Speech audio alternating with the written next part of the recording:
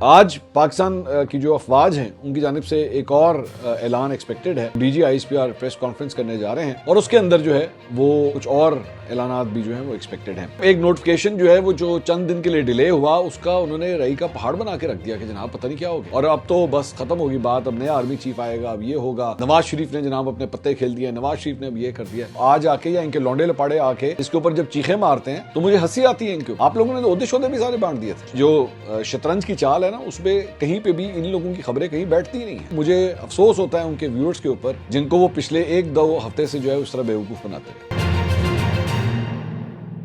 अस्सलाम वालेकुम नाज़रीन, मैं हूं मंसूर अली खान। अपने डेल चैनल के ऊपर आपको खुशामदीद कहेंगे। पिछले 12 घंटे की खबरों के साथ एक दफ़ा फिर आपके सामने हाजिर है। आपसे दरख्वास्त के चैनल को सब्सक्राइब करना मत भूलिएगा, बेल आइकन प्रेस कीजिए। अगर आपको वीडियो पसंद आए उसे लाइक और शेयर ज़रूर कीजिएगा। अच्छा जी, पिछले वीलॉग के अंदर जो है वो हमने आपको ये तो बता दिया था कि जनाब नोटिफिकेशन जो है वो आ गया है। अब इस सिलसिले में बाकायदा तौर पर कल वज़ीर आज़म की जानिब से जो समरी भेजी गई थी आसिफ अली ज़रदारी साहब को, उनकी जानिब से उस समरी को जो है वो साइन कर दिया गया, सिग्नेचर कर दिया गया और उसके बाद जो है वो फील्ड मार्शल आसिम मुनीर जो है वो मुल्क के पहले चीफ ऑफ डिफेंस फोर्स जो है वो तैनात हो गए हैं 5 साल के लिए। ज़ाहिर बात है ये टेन्योर जो है उनको मिला है और 5 साल का मतलब है कि अब बतौर आर्मी चीफ भी जो है वो साइमल्टेनियसली ये दोनों ओहदे जो है वो अपने पास रखेंगे और दिसंबर यानी कि 4 दिसंबर 2030 तक जो है अब ये ओहदे उनके पास बरकरार रहेंगे। अब इस सारी चीज़ के अंदर मैं थोड़ा सा एनालिटिकल गुफ्तगू जो है वो पिछले व्लॉग में नहीं कर सका, थोड़ा सा इसके ऊपर भी ज़रा पहले बात कर लें, फिर कुछ दीगर खबरें भी जो है वो आपके पास आपके साथ शामिल करेंगे। आप ज़रा अगर नोट कीजिए, ये बड़ा ज़रूरी है आपके लिए नोट करना कि पिछले तकरीबन 2 से ढाई हफ्ते में क्या कुछ होता रहा इस सोशल मीडिया के ऊपर। अगर आप उठा के देखें तो पता नहीं, मतलब हर बंदे ने जो है वो अपने अपने तरह के जो है वो मंजन बेचे। मैं एक साहब को मैं देख रहा था, उन्होंने तो कहा जनाब आर्मी चीफ जो है वो अब आर्मी चीफ रहे नहीं है और उनका तो टेन्योर जो है वो ख़त्म हो चुका है क्योंकि उनके मुताबिक, उनकी कोई अपनी कैलकुलेशन थी, उनके मुताबिक जनाब वो जो है वो रिटायर हो चुके हैं ऑलरेडी। 29 नवंबर को वो रिटायर हो चुके हैं, तो इसलिए अब वो तो आर्मी चीफ रहे नहीं हैं। एक और साहब हैं, बड़े मशहूर डॉक्टर साहब हैं हमारे, उन्होंने एक नया मंजन बेचा। उन्होंने कहा जनाब ये अगले 2 से 3 दिन के अंदर जो है वो इनका इस्तीफ़ा आ जाएगा और उनकी जगह जो है उसके बाद एक कोई नया आर्मी चीफ आ जाएगा। मतलब इन्होंने ये मंजन बेचा।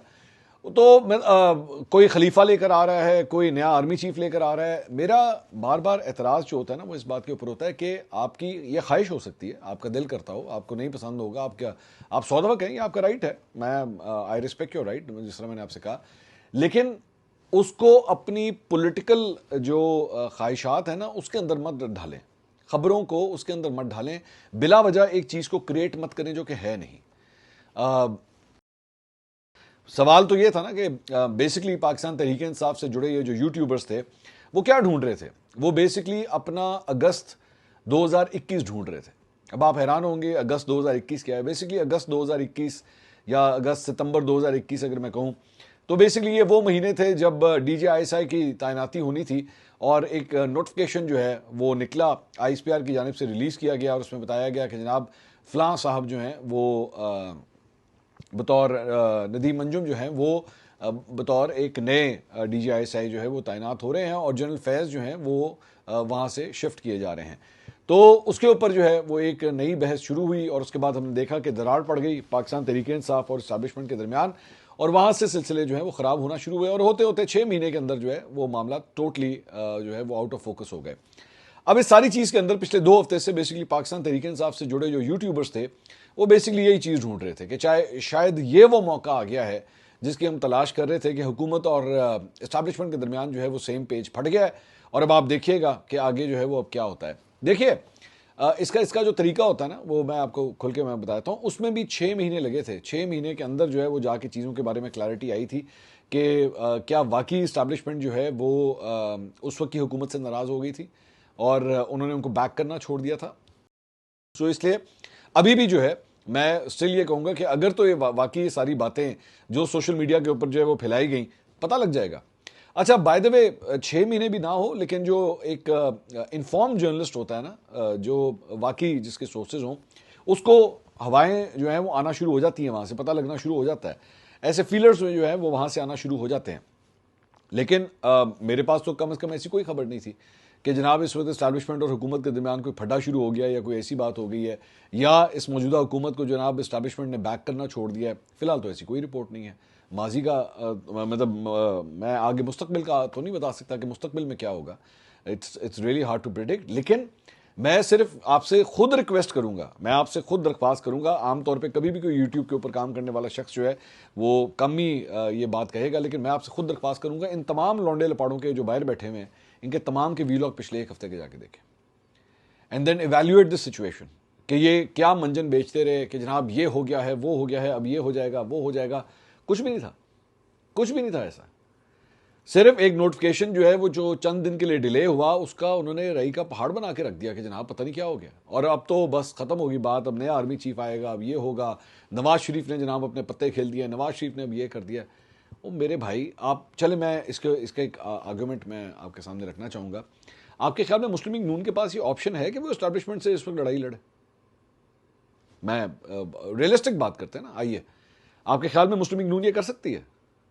क्या आपके ख्याल में इस वक्त वोटर सपोर्ट बेस उसके पास इतनी है कि वो एस्टैब्लिशमेंट की उंगली जो है वो छोड़ दे? नहीं। हाँ, ये है असल बात। सो आपको बेसिकली जो चेस की गेम होती है ना, उसको जरा दूर से देखना होता है, अपनी ख्वाहिशात को छोड़ के। आपने ये नहीं सोचना कि चेस के अंदर जो है वो काली वाली साइड जीते या सफेद वाली साइड जीते। चाल को देखिए, चाल से आपको पता लगेगा। इस वक्त किसी सूरत मुस्लिम लीग नून जो है वो ये अफोर्ड ही नहीं कर सकती कि वो एस्टैब्लिशमेंट का साथ छोड़े। अच्छा, दूसरी बात ये कि जो बयानात इमरान खान साहब की जानिब से आ रहे हैं, अभी उज़मा खान साहबा से जो मुलाकात हुई उसके बाद जिस किस्म की बयानात सोशल मीडिया के ऊपर इमरान खान साहब के ट्विटर अकाउंट से आ रहे हैं, आपके ख्याल में एस्टैब्लिशमेंट के पास कोई मार्जिन है कि वो इमरान खान साहब के साथ? ऑप्शन क्या होगी? अगर वो नून लीग के कैंप से निकलते हैं तो जाहिर बात है किसी और कैंप की तरफ जाएंगे ना, तो क्या वो पीटीआई का कैंप होगा? आपके ख्याल में ऐसा होगा? नहीं, ऐसा भी नहीं है। तो इसलिए ये जो शतरंज की चाल है ना, उसमें कहीं पे भी इन लोगों की खबरें कहीं बैठती नहीं है। हाँ, दिल में बैठ के 100 दफ़ा आप सोचते रहे बैठ के, ये उधर हो जाएगा, वो यहाँ चला जाएगा, वो यूं हो जाएगा और इस तरह मैं बन जाऊंगा वजीर आज़म। नहीं, इंज नहीं होता भाई, इस तरह नहीं होता।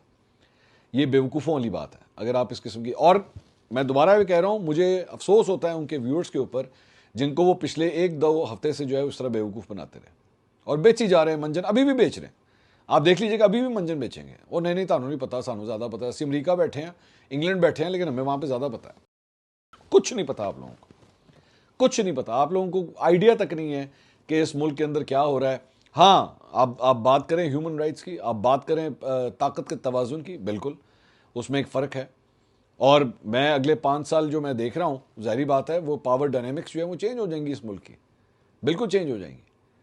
और इसका सिलसिला जो है ये ज़हन में रखिएगा, अगर पाकिस्तान तहरीक इंसाफ जो है वो आज आके या इनके लौंडे लपाड़े आके इसके ऊपर जब चीखें मारते हैं तो मुझे हंसी आती है इनके ऊपर। क्योंकि मेरे भाइयों, आप लोग तो 10 साल प्लान के जो है वो मामार है ना। आप लोग तो हमें बताने वाले थे कि जनाब ये 10 साल प्लान है, इसमें फ़लाँ आर्मी चीफ होगा, फ़लाँ सदर होगा, फ़लाँ वज़ीर आज़म होगा, ये वज़ीर आला होगा, ये DGISPR होगा, ये DGISI होगा। आप लोगों ने तो ओहदे शोदे भी सारे बांट दिए थे। फ़र्क सिर्फ ये हुआ है कि तख्लीक जो है वो आपने किया, आपने सोचा एक आइडिया, इंप्लीमेंट जो है वो अब जाके हो रहा है। तो ये इस चीज़ का फ़र्क है। तो आपकी चीखों से जो है ना वो कोई हमदर्दी नहीं है। वो इसलिए नहीं है क्योंकि आपके अंदर डेमोक्रेटिक रूट्स ही नहीं है। आप डेमोक्रेसी की बात करते हैं, डेमोक्रेसी को चीर फाड़ के रख दिया था आपने। और ये मौजूदा हुकूमत भी, इससे क्या एक्सपेक्ट करना है आपने जमहूरियत के हवाले से? जमहूरियत का गला इन्होंने भी घोंटा। तो मेरी दोबारा सिर्फ एक गुजारिश है, आपने नोट किया होगा मैंने बड़े मोहतात तरीके से जो है वो नोटिफिकेशन के बारे में बात की। और मैंने अभी पिछला, मेरे ख्याल में पिछले से पिछला जो कल सुबह का शायद वीलॉग था उसके अंदर था कि मैंने कहा था कि अगले 48 घंटे के अंदर नोटिफिकेशन आ रहा है, ऐलान होने वाला है। और वही हुआ, 48 भी नहीं हुए, 24 के अंदर हो गया। So you have to be very careful, you have to check from all your sources. उसके बाद जो है वो आपको खबर दी जा सकती है। ऐਵੇਂ नहीं बिला वजह हवा में छक्के जो है वो नहीं मारे जा सकते। दूसरी बात ये कि आज पाकिस्तान की जो अफवाज हैं उनकी जानिब से एक और ऐलान एक्सपेक्टेड है और तकरीबन 2:30 बजे के आसपास जो है वो DGISPR प्रेस कॉन्फ्रेंस करने जा रहे हैं, जो कि मोस्ट प्रॉब्ली लाइव दिखाई जाएगी तमाम टेलीविज़न चैनल्स के ऊपर। और उसके अंदर जो है वो कुछ और ऐलानात भी जो हैं वो एक्सपेक्टेड हैं। अब वो क्या होते हैं ऑब्वियसली वी डोंट नो। इसके अलावा एक और जो डेवलपमेंट हुई है, जो समरी जिसके ऊपर साइन हुई है, उसमें chief of air staff Zaheer Ahmed Babar Sidhu, उनको भी जो है वो उनकी मुलाजमत में 2 साल की तोसी जो है उसकी मंजूरी दे दी गई है। अब जाहिर बात है इनके ऊपर तो जिस तरह पाकिस्तान की एयरफोर्स ने परफॉर्म किया था इस वॉर के अंदर, 6 महीने पहले जो वॉर लड़ी गई थी पाकिस्तान और भारत के दरमियान, तो उसमें जो मौजूदा एयर चीफ हैं, सारा क्रेडिट ही इस बात का उनको जाता है कि उन्होंने जिस तरह एयरफोर्स को हैंडल किया, तो उनकी और उनके पायलट्स की तो वैसी बल्ले बल्ले हो गई थी। तो उनको भी जो है ये 2 साल की जो है वो मज़ीद एक्सटेंशन जो है वो मिली है। इसके अलावा सियासत के मैदान से कुछ खबरें। मुस्लिम लीग नून ने जनाब साबिक वफाकी वजीर आबिद शेर अली साहब को जो है वो सेनेट का टिकट देने का फैसला किया है। इरफान सिद्दीकी साहब जिनका अभी अभी इंतकाल हुआ है, उनकी जो सीट खाली हुई है उसके ऊपर आबिद शेर अली साहब को जो है वो टिकट दिया जा रहा है। फैसलाबाद से आबिद शेर अली साहब जो है वो ताल्लुक़ रखते हैं और अब जो है वो सेनेट का हिस्सा बनने जाएंगे। इसके अलावा मुस्लिम लीग नून के सदर और साबिक वज़ीर आज़म नवाज शरीफ ने जनाब गुजरांवाला मास ट्रांजिट प्रोजेक्ट की मंजूरी दे दी है। उनकी ज़ेर सदारत खुसूसी इजलास हुआ जिसमें वज़ीर आला पंजाब मरीम नवाज और वज़ीर दिफा ख्वाजा आसिफ समेत दीगर अफराद ने जो है वो शिरकत की। और मास ट्रांजिट प्रोजेक्ट गुजरांवाला के लोगों का हक है, ये कहना था नवाज शरीफ साहब का। उन्होंने कहा जो उन्हें बहुत पहले मिल जाना चाहिए था।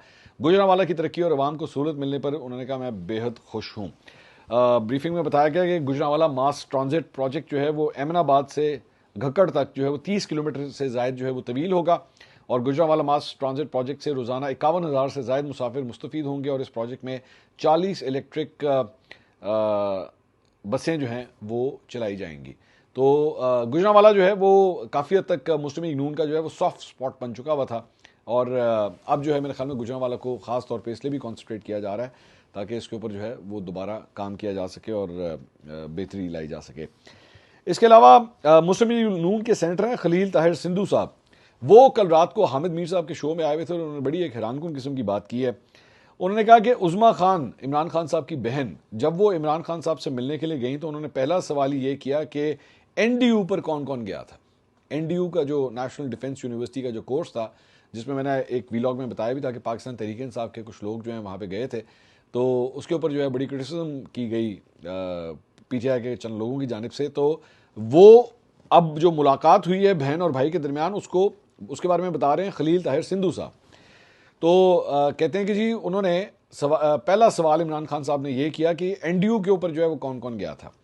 तो उज़मा खान ने जवाब दिया कि फ़लाँ फ़लाँ गया था। इमरान खान ने कहा कि अच्छा, वो जो 43 करोड़ रुपए देकर सेनेटर बनी है मिशाल खान के बारे में कहा ओपन, मुझे ये बात 100% पता है। इस तरह सनाउल्लाह मस्तीखेल के बारे में कहा कि ये मीर जाफ़र और मीर सादिक हैं और ये मुझे मरवाना चाहते हैं। अब आज MQM के खातून सेनेटर इस हवाले से मिशाल यूसुफजई के हक में तहरीक इस्तेहकाक पेश करेंगी क्योंकि ये सेनेट की तौहीन है। मिशाल जैसे भी सेनेटर बनी है लेकिन ये पूरे सेनेट की तौहीन है। तो ये मुस्लिम लीग नून के रहनुमा ने जो है वो हामिद मीर साहब के शो के अंदर बताया कि जनाब मिशाल यूसुफजई के लिए जो है वो इस तरह एक तहरीक जो है वो सेनेट के अंदर पेश की जाएगी। इसके अलावा कुछ खबरें जो हैं वो भारत से भी लेते हैं जनाब। भारत की सबसे बड़ी फ़िज़ाई कंपनी इंडिगो की जानिब से एक दिन में 1200 से ज़ायद परवाज़ें जो हैं वो मनसूख किए जाने के बाद मुल्क के मुख्तलिफ एयरपोर्ट्स पर शदीद बदनज़मी देखने में आई है और हज़ारों मुसाफिर जो है वहाँ पर फंस गए। 1200 फ़्लाइटें आप अंदाज़ा करें कि इंडियन एयरलाइन की जो है वो मनसूख हुई हैं। फ़िज़ाई कंपनी ने इस खलल की वजह से गैर मुतवक्किया ऑपरेशनल मसाइल को करार दिया है, जिनमें टेक्निकल ख़राबी, ख़राब मौसम और अमले से मुतल्लिक़ नई कवायद जो हैं वो शामिल हैं। भारतीय सिविल एविएशन रेगुलेटर ने वाक़े का नोटिस लेते हुए इंडिगो से जामे रिपोर्ट तलब कर ली है और हिदायत की है कि मुसाफिरों की मुश्किलात कम करने के लिए फौरी इक़दाम किए जाएँ। और सोशल मीडिया पर फंसे हुए मुसाफिरों ने शिकायत के अंबार लगा दिए। कई अफराद ने एयरपोर्ट्स की सूरत हाल को मुकम्मल बदनज़मी करार दिया, जहाँ 8 घंटे तक ताख़ीर और मुसाफिरों की रहनुमाई करने वाला कोई अमला जो है वहाँ पर मौजूद नहीं था। इनके जो जहाज़ों का मामला है ना इंडिया का, वो इनके लिए एक मुसीबत बन गई है। इट इज़ एम्बेरसमेंट, चाहे उनके फाइटर जेट्स हों, चाहे प्लेन वो पैसेंजर प्लेन्स हो, it is a huge embarrassment for them. इसके अलावा द डेली टेलीग्राफ, उसने एक बड़ी शॉकिंग खबर जो है वो इंडिया का वो जो एक जहाज़ गिरा था पैसेंजर प्लेन एयर इंडिया का, उसके बारे में उन्होंने खबर दी है कि जी US fears cover up in Air India crash, कि अमेरिका को जनाब इस बात का शक है कि ये जो एयर इंडिया का क्रैश हुआ था इसके असल वजूहात जो हैं वो छुपाने की कोशिश की जा रही है। आगे लिखते हैं जी, joint investigation between two countries marred by mutual suspicion between officials, कि दोनों मुल्कों की जो जॉइंट इन्वेस्टिगेशन हो रही है उसमें दोनों साइड्स के जो ऑफिशियल्स हैं उनको एक दूसरे के ऊपर शक है। लिखते हैं जी, अमरीकी तहकीकाती इदारों और साबिक CIA एहलकारों ने इल्ज़ाम आयद किया है कि भारत ने एयर इंडिया के अहमदाबाद तैयारा हादसे की तहकीकात में ताउन नहीं किया और मुताद्दद अहम शवाहिद तक रसाई देने से इनकार कर दिया। 12 जून 2025 के इस हादसे में 260 अफराद जो है वो हलाक हुए थे। अमरीकी सहाफ़ी और साबिक CIA एहलकार सारा एडम्स के मुताबिक अमरीकी तफ्तीशी टीम की तहकीकात में ये बात सामने आई है कि हादसा पायलट की मुमकिना लापरवाही के बायस पेश आया। ताहम भारतीय हुकाम अब भी ब्लैक बॉक्स डेटा तक मुकम्मल रसाई देने से गुरेज़ां हैं। उनका कहना है कि अगर हादसे की वजह पायलट की गलती थी तो ब्लैक बॉक्स डेटा छुपाना किसी सूरत भी खुद मुख्तारी नहीं बल्कि मुबैना तौर पर सिक्योरिटी के खदशात को जन्म देता है। द टेलीग्राफ ने अपनी रिपोर्ट में दावा किया है कि अमरीकी एयरोस्पेस माहिरीन के मुताबिक तैयारे की तबाही में इंसानी मुदाखलत का इम्कान मौजूद है। रिपोर्ट के मुताबिक ब्लैक बॉक्स डेटा में यह भी जाहिर हुआ है कि कॉकपिट में मौजूद किसी फर्द ने इंजन का फ्यूल सप्लाई सिस्टम खुद बंद किया था। और रिपोर्ट मजीद कहती है कि अमरीकी तफ्तीशी टीम को हादसे के मलबे की तस्वीर लेने से रोका गया और कुछ शवाहिद उन तक पहुंचने से पहले ही गायब कर दिए गए। तो ये अंदाज़ा कीजिए आप कि 260 अफराद जो है वो हलाक हुए हैं और भारतीय हुकूमत जो है वो इन्वेस्टिगेशन ही नहीं सही तरह होने दे रही और कोशिश कर रही है कि इसको जो है वो किसी तरह छुपा दिया जाए। एक और खबर भी आई है जनाब टेलीग्राफ में ही, और वो भी एयर इंडिया क्रैश से मुतल्लिक ही है। उसमें खबर है जी, morgue workers could have been killed by gas from Air India coffins. Air India के जो पैसेंजर्स थे, उनके जो ताबूत थे, उसमें से ऐसी गैस निकली है कि जो कब्रिस्तान में काम करने वाले लोग थे उनकी मौत वाक़ई हो गई। खबर में कहते हैं जी, लंदन में एक मुर्दा खाने में काम करने वालों को एयर इंडिया तैयारा हादसे के बरतानवी मुतासरीन के ताबूतों को खोलने के बाद मोहलिक मादे का सामना करना पड़ा। इन लाशों को खतरनाक हद तक आला सतह फॉर्मेलिन के साथ जखीरा करके बरतानिया ले जाया गया था और वेस्ट मिनिस्टर पब्लिक मुर्दा खाने में ताबूतों को खोलने के बाद उनके नतीजे में साइनाइड और कार्बन मोनोक्साइड फिजा में खारिज होने लगी। पुलिस की कीमियाई, हयातियाई, रेडियोलॉजिकल या न्यूक्लियर यूनिट को मुबैना तौर पर माहौलियाती निगरानी और सांस लेने का सामान फराहम करने में मदद के लिए बुलाया गया था। तो ताबूतों के अंदर से भी जो है वो जनाब ऐसी गैस निकली है। इसके अलावा जनाब रूसी सदर व्लादिमीर पुतिन जो है वो 2 रोज़ा दौरे के ऊपर जो है वो भारत पहुंच गए हैं और नरेंद्र मोदी ने उनका बड़ा इस्तकबाल किया है। इस दौरे को बड़ी कवरेज दी जा रही है। तमाम इंडियन चैनल्स जो हैं वो इसको बड़ी कवरेज दे रहे हैं कि पुतिन जो है वो भारत आ गया है और इसकी वजह ये बताई जा रही है कि जनाब कोई बहुत बड़ी डिफेंस डील जो है वो करना चाह रहा है भारत इनके साथ, रशिया के साथ, और इस वजह से जो है वो पुतिन का ये जो दौरा है इसलिए बड़ी अहमियत का हामिल है। इसके अलावा जनाब एक और ख़बर ये है कि पाकिस्तान सुपर लीग में ने भारत में अपनी मकबूलियत का एक नया सबूत देते हुए 2025 में गूगल पर सबसे ज़्यादा सर्च किए जाने वाले स्पोर्ट्स इवेंट की फहरिस्त में जो है वो जगह बना ली है भारत के अंदर। अंदाज़ा कीजिए आप।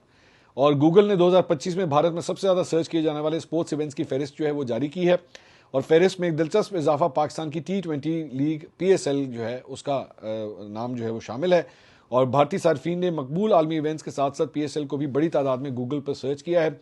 गूगल की जारी करदा फहरिस्त में भारत में सबसे ज़्यादा सर्च किए जाने वाले स्पोर्ट्स इवेंट की फहरिस्त में इंडियन प्रीमियर लीग पहले, एशिया कप दूसरे, ICC चैंपियंस ट्रॉफी तीसरे, प्रो कबड्डी लीग चौथे और वुमेन्स वर्ल्ड कप जो है वो 5वें नंबर पर है। फीफा वर्ल्ड कप छठे और पाकिस्तान सुपर लीग जो है 7वें, विम्बलडन 8वें और नेशनल लीग जो है 9वें, जबकि मेजर लीग क्रिकेट जो है वो 10वें नंबर के ऊपर रैंक कर रही है। इसके अलावा ऑस्ट्रेलिया के left arm fast bowler Mitchell Starc, उन्होंने पाकिस्तान के लेजेंड फास्ट बॉलर वसीम अकरम का रिकॉर्ड जो है वो उन्होंने तोड़ दिया है और इस सिलसिले में एशेज सीरीज के दूसरे टेस्ट के दौरान मिचेल स्टार्क ने जो है इंग्लैंड के 6 खिलाड़ियों को पेविलियन की राह दिखाई, जिसके बाद उनकी मजमूई विकेटों की तादाद जो है वो 418 हो गई है, जो कि वसीम अकरम से जो है वो अब 4 विकेटें ज़्यादा हैं। इस पर मिचेल स्टार्क ने कहा कि वसीम अकरम उनसे भी अभी भी बेहतर बॉलर हैं। जहाँ तक उनका ख्याल है वो वसीम अकरम लेफ्ट आर्म फास्ट बॉलर्स के सबसे बुलंद मुकाम पर हैं। उन्होंने कहा कि उनके मुतालिक ऐसी बातें होना अच्छा है, लेकिन वो बस जल्दी जल्दी विकेटें हासिल करने की कोशिश करते रहे हैं। वाज़ेह है कि 418 विकेटों के साथ मिचेल स्टार्क अब क्रिकेट की तारीख के 15वें सबसे ज़्यादा विकेटें हासिल करने वाले बॉलर बन गए हैं और उनसे ऊपर जनूबी अफ्रीका के साबिक कप्तान शॉन पॉलक हैं, जिनकी 421 विकेटें हैं।